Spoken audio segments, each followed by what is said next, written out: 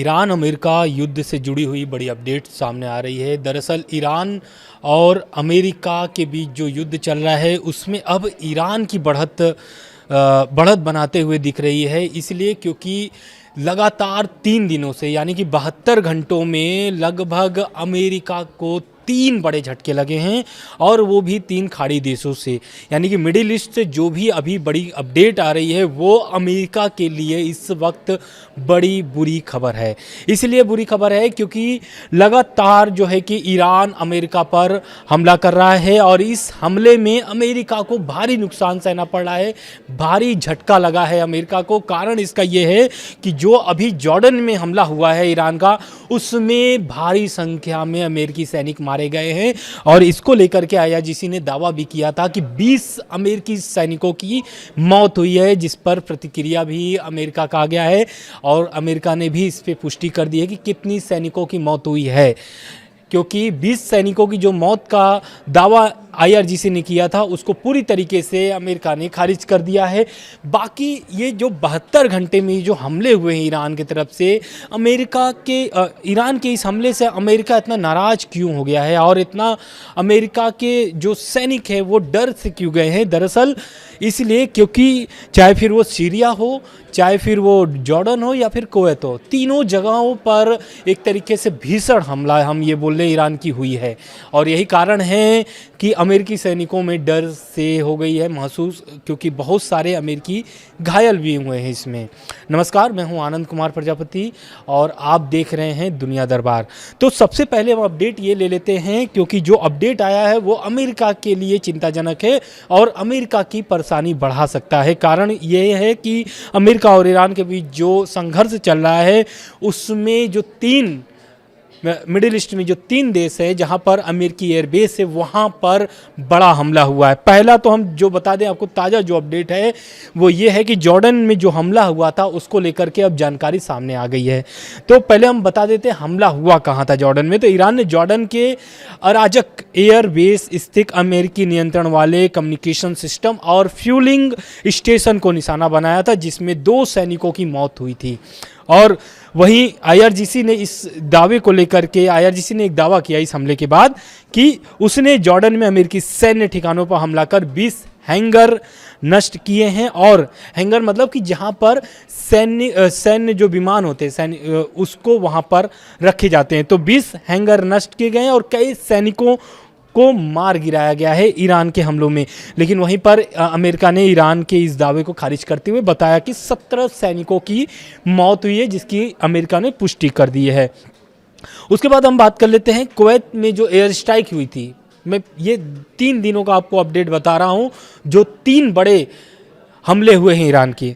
तो दूसरा जो था वो ये था कि कुवैत में ईरान ने जो है कि अल सलमेल एयरबेस पर हमला किया था और कुवैत के तेल व वाटर प्लांट पर ड्रोन हमले किए थे, जिसमें बिजली इलाकों को भी इसमें निशाना बनाया गया था, जिसमें बिजली प्लांट को भी भारी नुकसान इसमें सहना पड़ा था और हवाई अड्डे को भी संचालन जो है कि कुवैत ने रोक दिया था। तो ये कुवैत वाली अपडेट हो गई। उसके बाद सीरिया में भी जो है कि आईआरजीसी ने दावा किया है कि सीरिया के अल टेंफ क्षेत्र में स्थित अमेरिकी विशेष अभियान कमान केंद्र को भी निशाना बनाया था। तो इन सभी जो हमले हुए थे, इन सभी जगहों पर जो हमले हुए थे ईरान के, इससे ये समझ में आ गया है कि अमेरिका पूरी तरीके से पस्त हो चुका है ईरान के हमले से। लेकिन अमेरिका भी जवाबी हमला रोक नहीं रहा है। अमेरिका जवाबी हमले में, चाहे फिर ईरान की बिजली प्लांट हो या फिर उनके सैन्य ठिकाने हों, सभी जगहों पर लगातार अमेरिका भी हमला कर रहा है। वहीं जॉर्डन में ईरानी जो हमले में मारे गए थे वो 2 अमेरिकी सैनिकों की पहचान हो गई है और अमेरिकी रक्षा विभाग ने जॉर्डन में ईरानी हमले में मारे गए 2 सैनिकों की पहचान करते हुए बताया कि इनमें एक हवाई से 25 वर्षीय जो फर्स्ट लेफ्टिनेंट टाइलेंट जेम्स फिहान थे और दूसरा जो थे वो थे टेक्सास के 19 वर्षीय प्राइवेट इलाविश गोलाजेस नाम है इनका। तो ये जो 2 सैनिक थे इनकी पहचान हो गई है, जिसको लेकर के अमेरिकी रक्षा विभाग ने इसकी पुष्टि की है और दोनों सैनिकों का जो है कि पहचान को लेकर के जानकारी भी साझा की है। वहीं ईरान ने एक बड़ा धमकी दिया है अमेरिका को इन हमलों के बाद, और एक तरीके से कड़ी चेतावनी देते हुए उनको अमेरिकी सैनिकों को उसका भी रहे हैं। कारण उसका ये है क्योंकि अमेरिका ने ज़मीनी हमले को लेकर के कुछ तैयारी की हुई थी, जिसका उनको एक सूत्र के हवाले से उनको जानकारी मिली थी। उसके बाद जो है कि ईरान भी पूरी तरीके से कुवैत हो, बहरीन हो, इन सभी जगहों पर अमेरिकी ऑपरेशन, ज़मीनी ऑपरेशन चलाने के लिए एक तरीके से धमकी दे डाली थी। तो उसको लेकर के एक सामने बयान आया हुआ है ईरान का कि अगर उसने खार्ग आइलैंड पर कब्जे करने की कोशिश की तो उसके सैनिक जो है कि जिंदा वापस नहीं लौट पाएंगे। यानी कि अमेरिकी जो सैनिक है, खर्ग जो आइलैंड है वहाँ से वो वापस नहीं जा सकते हैं। वही ईरान के जो विदेश मंत्रालय के प्रवक्ता हैं, उनका कहना है कि अमेरिकी राष्ट्रपति डोनाल्ड ट्रंप की खाक आइलैंड पर कब्जा से जुड़े बयान पर प्रतिक्रिया देते हुए उन्होंने कहा कि ईरान में ऐसे लोग हैं जो अमेरिकी सैनिकों के आने का इंतजार कर रहे हैं। खर्ग आइलैंड और उसके आसपास सामना करने के लिए पूरी तरीके से ईरानी सेना IRGC पूरी तरीके से तैयार है। खर्ग आइलैंड जो है फारस की खाड़ी में बुशहर प्रांत के तट से करीब 55 किलोमीटर दूर स्थित है। ये ईरान के तेल निर्यात का सबसे बड़ा केंद्र माना जाता है और रणनीतिक रूप से भी देश की सबसे महत्वपूर्ण ऊर्जा परिसंपत्तियों में भी गिना जाता है। यानी कि आप समझिए कि ईरान के लिए ये जो आइलैंड है कितना महत्वपूर्ण और कितना एक तरीके से मायने रखता है ईरान के लिए। तो उसको लेकर के ये जानकारी थी। घुसपैठ को लेकर के भी IRGC ने अमेरिका को एक तरीके से चेतावनी दे डाली है कि अगर घुसपैठ होता है तो उसका पूरा जवाब जो है कि IRGC देगी। वहीं 5 बड़े अपडेट हम आपको बता देते हैं कि 5 बड़े, ये जो 24 घंटों में जो 5 बड़े अपडेट सामने आए हैं वो, तो पहला जो अपडेट वही था कि जो जॉर्डन, कुवैत और ओमान में अमेरिकी ठिकानों पर हमला हुआ है। IRGC ने इस हमले को लेकर के बड़ा दावा किया है। उनका कहना है कि मौजूदा जो इन तीनों देशों में अमेरिकी सैन्य ठिकाने थे वो बहुत बुरी तरीके से नष्ट हो चुके हैं क्योंकि ईरान पर इस पर बड़ा हमला हुआ है। साथ ही चेतावनी भी दी है कि अभियान आगे भी जारी रहेगी।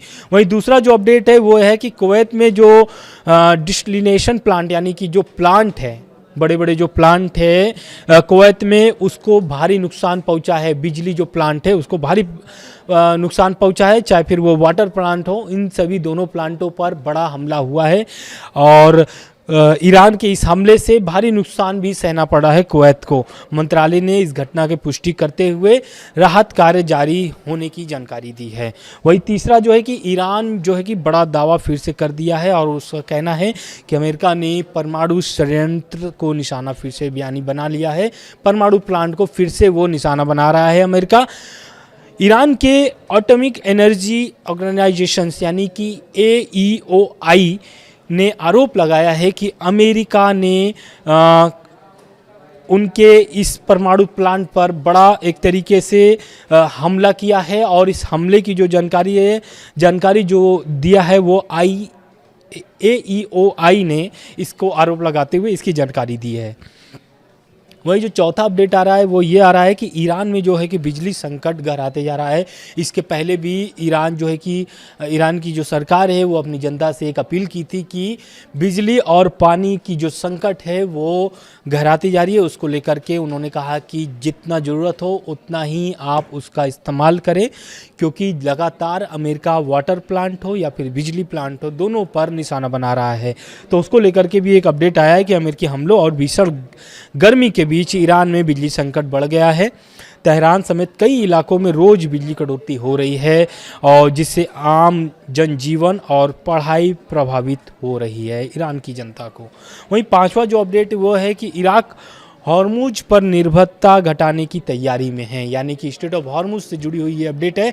स्टेट ऑफ हॉर्मुज में आपको भी पता है कि आवाजाही जो है कि जहाज़ों की बहुत कम हो चुकी है, नियंत्रण हो चुकी है, क्योंकि जो पहले जहाज़ों की आवाजाही थी उससे अब एक तरीके से कमी देखने को मिल रही है। कारण उसका यही है कि स्टेट ऑफ हॉर्मुज में IRGC ने पूरी तरीके से जहाज़ों की आवाजाही बंद कर दी है। वहीं अमेरिकी जो नाकेबंदी है उसके कारण से ईरान की जो जहाज़ें हैं वो भी एक तरीके से बाईपास नहीं कर पा रही है उनके जो नाकेबंदी है अमेरिका की। तो पांचवा जो ये अपडेट था स्टेट ऑफ हॉर्मुज से जुड़ा हुआ, तो इराक ने बसरा से तुर्की और सीरिया तक नई तेल पाइपलाइन बिछाने की योजना पर काम शुरू किया है। इसका उद्देश्य तेल निर्यात के लिए हॉर्मुज पर निर्भरता कम करना है। तो ये रह गई 5 बड़ी अपडेट। वहीं ईरान से एक बार फिर धरती कांपने की खबर सामने आ रही है। ईरान में 5 मिनट में 2 बार भूकंप के झटके आए हैं, जिसकी तीव्रता 5.2 से लेकर के 5.7 की तीव्रता नापी गई है।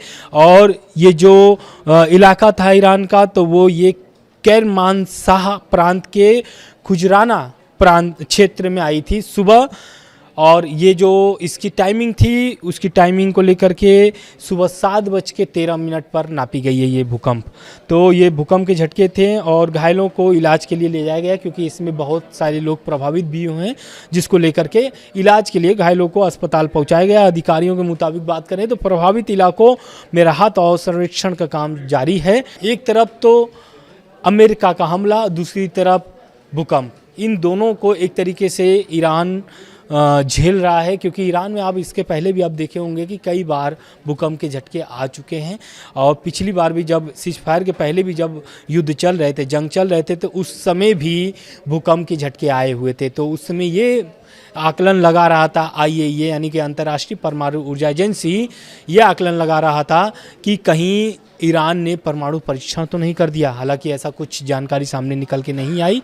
क्योंकि ईरान पहले से ही परमाणु बम बनाने के पक्ष में नहीं रहा है। आयतुल्लाह अली खामनेई भी जब थे तो इसके पक्ष में बात नहीं करते थे। उनका कहना था कि परमाणु शक्ति से ज़्यादा ताकतवर हमारी ईरान की जनता है, ईरान की जनता की एकता है। अगर ईरान की जनता में एकता रहेगी तो परमाणु बम बनाने की कोई आवश्यकता ईरान के लिए नहीं है।